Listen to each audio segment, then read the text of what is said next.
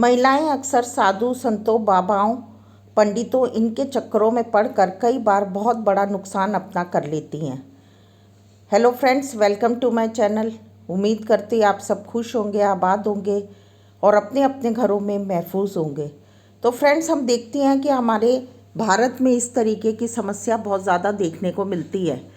और कितना भी अगर हम अवेयरनेस को फैलाते हैं, लोगों को जागरूक करते हैं और समाज के द्वारा समय समय पर इन बातों के बारे में बताया जाता है कि किस तरह साधुओं ने या बाबाओं ने महिलाओं को लूटा है या अन्य लोगों को लूटा है। और ये सब जानकारी सुनने समझने के बाद भी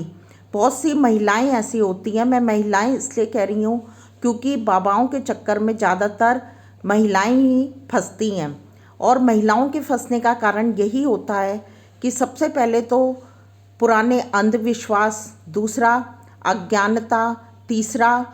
उनकी शिक्षा की कमी और चौथा कि उनको घर पर सही मार्गदर्शन ना मिलना, घर वालों का साथ ना मिलना, अपने पति या ससुराल वालों के द्वारा प्रताड़ित करना। ये सारी समस्याओं से जूझती जूझती वो महिला ये सोचने लगती है कि कोई भी ऐसा शॉर्टकट मुझे मिल जाए जिससे मेरी ये समस्या हल हो जाए, मेरे जीवन में कुछ शांति आनंद आ जाए। लेकिन जब ये सब नहीं हो पाता तो वो ऐसे बाबाओं के पीछे चली जाती हैं, ऐसे जादू टोने वाले लोगों के पीछे चली जाती हैं जो उनके जीवन को पहले से भी ज़्यादा नरक कर देते हैं। तो उसका कारण यही होता है कि वो लोग उनको झूठी दिलासा दिलाते हैं कि 1 महीने तक, 15 दिन तक ये उपाय करने के बाद आपकी ये समस्या पूरी तरीके से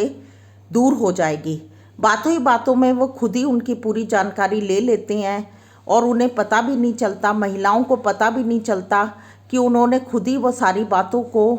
बता दिया है उस बाबा को और उस ढोंगी पंडित को, और वो वही बातें घुमा फिरा कर उनको अपने वश में ले लेते हैं और उनको ये जताते हैं कि कैसे मुझे आपके घर की सारी बातें मालूम है। और जब महिलाओं को ये लगता है कि हाँ, ये तो मेरे जीवन में घटा था, मेरे साथ ऐसा हुआ था, मेरे परिवार में ये मुसीबत आई थी, तो वो उनके ऊपर अंधा विश्वास कर लेती हैं।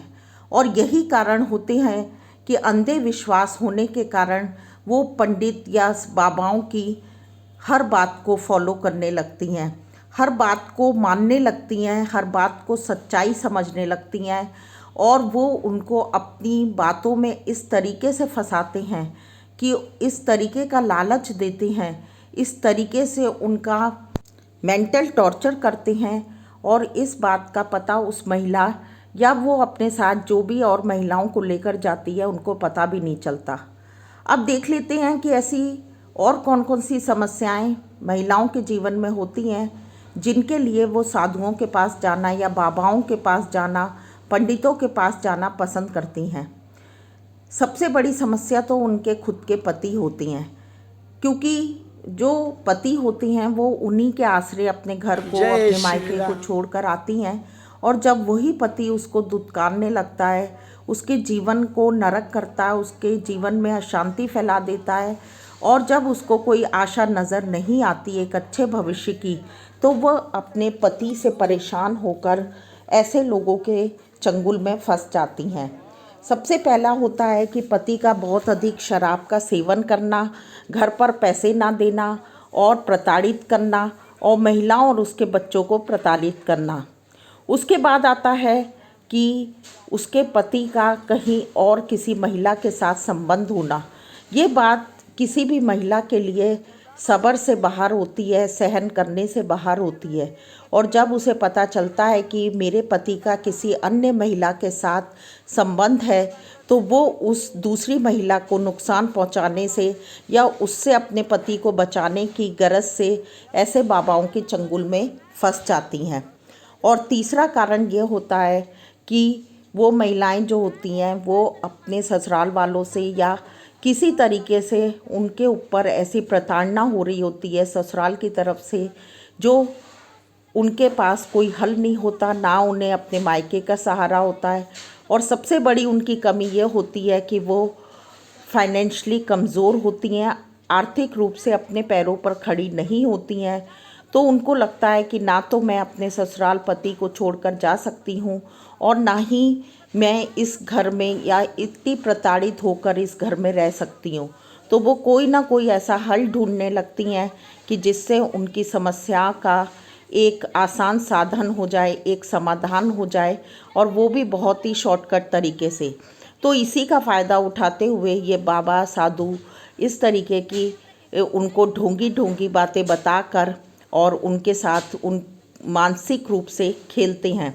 और जब किसी महिला का दिमाग वो अपनी ऐसी बातों से बदल देते हैं, तो उस महिला को अगर अन्य कोई भी व्यक्ति समझदारी की बातें समझाएं तब भी उसकी समझ में नहीं आता, क्योंकि उसे लगता है कि वो बाबा जिसके पास वो गई थी उसने उसकी पुरानी बातों को सच्चाई से बता दिया, और उसके साथ साथ उसने इस तरीके के आश्वासन दे दिए कि वो जल्द ही इस समस्या से निकल जाएगी।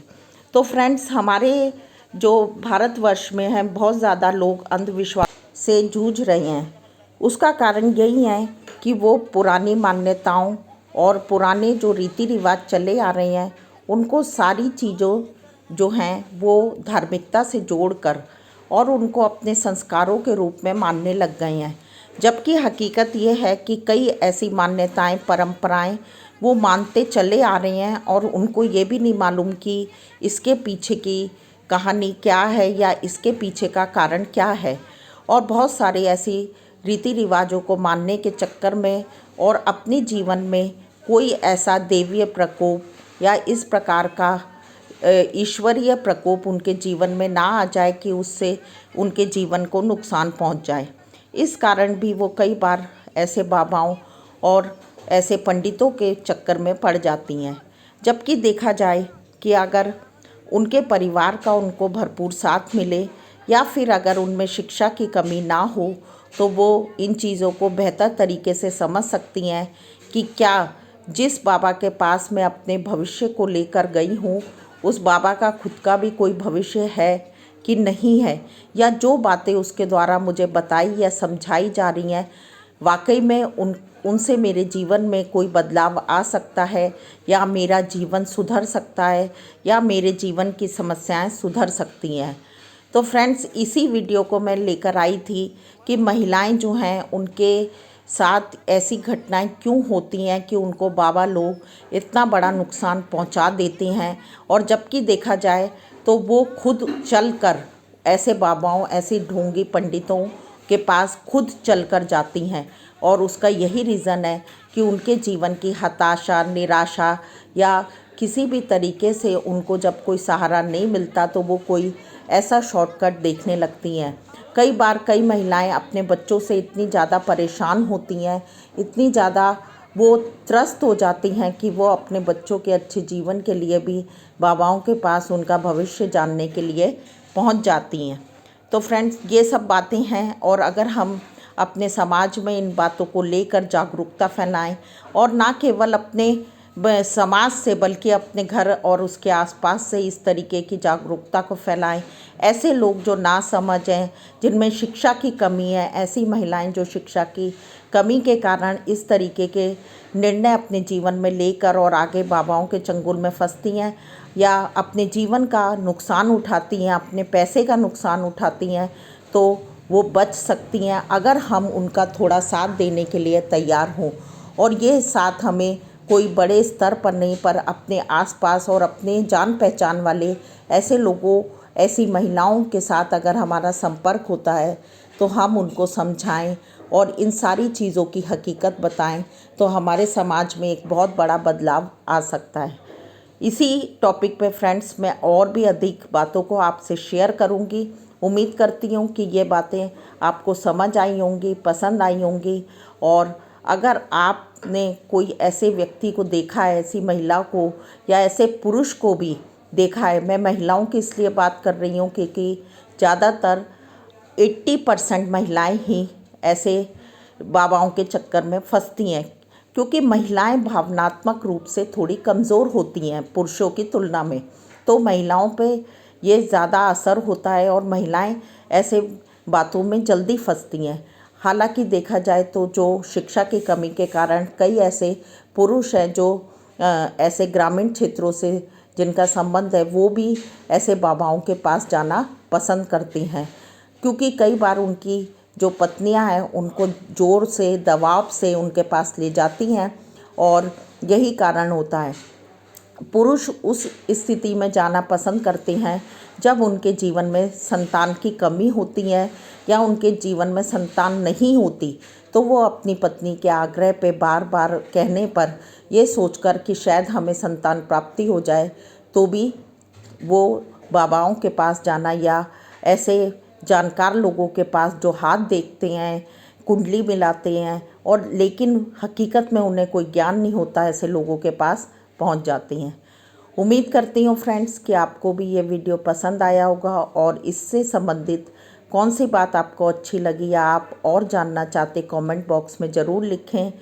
और अगर आपको मेरा वीडियो पसंद आता है तो उसे लाइक, सब्सक्राइब एंड शेयर करें। मिलते हैं नेक्स्ट वीडियो में। Till then bye bye. अपना और अपनों का ध्यान रखें, हमेशा खुश रहें और अपनी ज़िंदगी के फैसलों को सोच समझ के लें। Stay blessed, be happy.